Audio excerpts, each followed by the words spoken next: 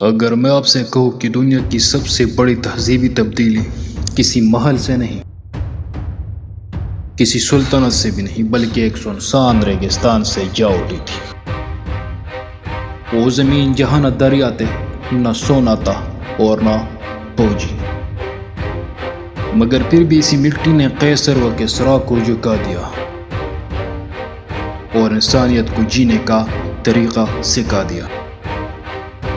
سوال یہ نہیں کہ اسلام کہاں سے پھیلا، اصل سوال یہ ہے کہ عرب ہی کیوں؟ زمین کے سینے پر بہت سے سرزمینیں آئی، مگر ایک سرزمین ایسی بھی تھی جس نے انسانیت کو بدل دیا۔ ذرا تصور کریں دنیا کے نقشے پر ایک ایسے خطے کا جو بظاہر صرف ریت کا سمندر تھا، جہاں کی تپتی دھوپ اور خشک پہاڑ میں زندگی کا تصور محال لگتا تھا۔ قدیم تہذیبیں اسے نظر انداز کر دیتی تھی اور دنیا کے سپر پاورز اسے فتح کرنا وقت کا ضیاع سمجھتا تھا۔ لیکن کون جانتا تھا کہ یہی ریگستان، یہی خشک و بے آب و گیا وادی ایک دن پوری انسانیت کے لیے تقدیر تبدیل کرنے آئے گی۔ کون جانتا تھا کہ دنیا کے کونے کونے میں پھیلنے والی روشنی کا مرکز کوئی سرسبز و شاداب خطہ نہیں، بلکہ یہی ملک عرب ہوگا۔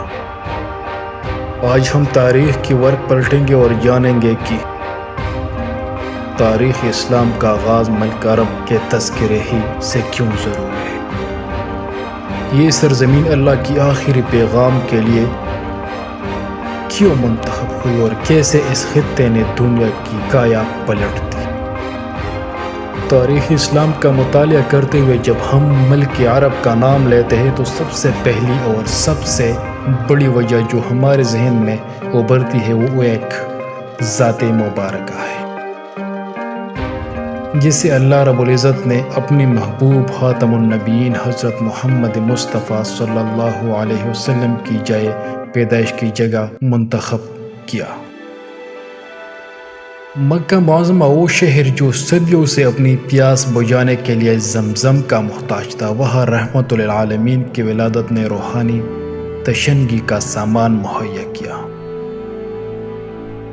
آپ علیہ السلام نے اپنی زندگی کے ابتدائی سال اسی عرب کی سرزمین پر گزارے۔ مکہ کی گلیاں، وہ پہاڑ، وہ غار حرا، یہ سب اس بات کی گواہ ہے کہ نبوت کا سورج یہی سے طلوع ہوا۔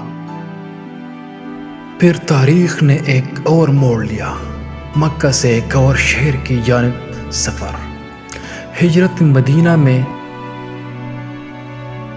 جو کبھی یثرب تھا، لیکن نبی کریم صلی اللہ علیہ وسلم کی آمد نے اسے مدینۃ النبی بنا دیا۔ یہ عرب کا وہ دوسرا عظیم شہر ہے جہاں اسلامی سلطنت کی پہلی بنیاد رکھی گئی۔ یہ صرف ایک شہر نہیں تھا، بلکہ دنیا کا پہلا فلاحی اور اسلامی دارالسلطنت کیپٹل بنا۔ یہی سے انصاف کا وہ نظام قائم ہوا جس نے قیصر و کسریٰ کی ایوانوں کو ہلا کر رکھ دیا۔ آپ علیہ السلام کی حیات طیبہ میں ہی ملک عرب کا ایک بڑا معجزہ رونما ہو چکا تھا، وہ قبائل کا جو کل تک ایک دوسرے کے خون کے پیاسے تھے، جو معمولی باتوں پر صدیوں جنگ لڑتے تھے، وہ اسلام کے پرچم تلے ایک ہو گئے۔ رسول اللہ صلی اللہ علیہ وسلم کی ظاہری زندگی میں ہی قریباً پورا عرب مسلمان ہو چکا۔ یہ کوئی معمولی بات نہیں تھی، یہ تاریخ کا وہ موڑ تھا جسے شوکت اسلام کی ابتدائی جلوہ گاہ کہا جاتا ہے۔ ایک ایسا ملک جہاں کوئی مرکزی حکومت نہیں تھی، کوئی قانون نہیں تھا، وہ اچانک ایک ایسی طاقت بن کر ابھرا جس نے دنیا کو حیران کر دیا۔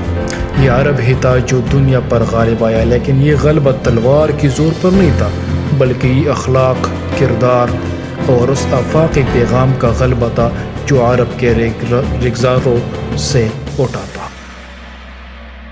ملک عرب کی فضیلت کی ایک اور بڑی وجہ زبان ہے۔ اللہ تعالیٰ نے اپنی آخری اور کامل وحی کے لیے جس زبان کا انتخاب کیا وہ عربی تھی۔ وہ قرآن جو تمام ملک و تمام قوموں اور قیامت تک آنے والے تمام زبانوں کے لیے مکمل ہدایت ہے، وہ اسی ملک عرب کی زبان میں نازل ہوا۔ عربی زبان کی فصاحت و بلاغت اور اس کی گہرائی نے قرآن کے معجزے کو دنیا کے سامنے رکھا، اور چونکہ منبع ہدایت یہی کتاب ہے، اسی لیے جس سرزمین پر یہ اتری اس کا تذکرہ تاریخ اسلام کا لازمی جز بن گیا۔ یہی سے اسی عرب کی سرزمین سے وہ روشنی پھوٹی جو مشرق سے مغرب تک پھیل گئی۔ اگر آج انڈونیشیا سے لے کر مراکش تک اور یورپ سے لے کر امریکہ تک اسلام کی روشنی موجود ہے تو اس کا محض سورس یہی ملک عرب ہے۔ لیکن ملک عرب کا تعلق ہم سے صرف تاریخی نہیں ہے اور ہر لمحہ توانا ہے۔ اسی ملک عرب میں وہ گھر ہے جسے خانہ کعبہ کہا جاتا ہے، اس یا غلاف میں لپٹا ہوا گھر جو کروڑوں دلوں کی دھڑکن ہے۔ ہر سال دنیا کے ہر خطے، ہر رنگ اور ہر نسل کے لوگ دیوانہ وار اس کی طرف کھینچے چلے آتے ہیں۔ ذرا میدان عرفات کا منظر دیکھیے، جہاں شاہ و گدا، بادشاہ اور فقیر سب ایک لباس میں ملبوس ہوتے ہیں، جہاں کوئی آقا نہیں، کوئی غلام نہیں، سب کے سب صرف اللہ کے بندے نظر آتے ہیں۔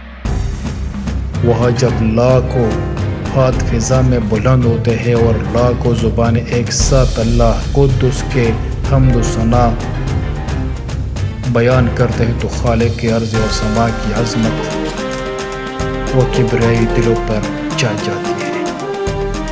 یہ وہ روحانی منظر ہے جو دنیا میں کہیں اور دیکھنے کو نہیں ملتا۔ یہ وہ مرکز ہے جو امت مسلمہ کو ایک لڑی میں پروے رکھتا ہے۔ تو ناظرین سامعین، ملک عرب کا تذکرہ محض ایک جغرافیائی ٹکڑے کا تذکرہ نہیں ہے، یہ داستان ہے اس زمین کی جو ساری دنیا کے لیے مشعل راہ بنی۔ یہ وہ چراغ ہدایت ہے جس کی روشنی سے آج بھی گمراہ انسانیت راستہ پاتی ہے۔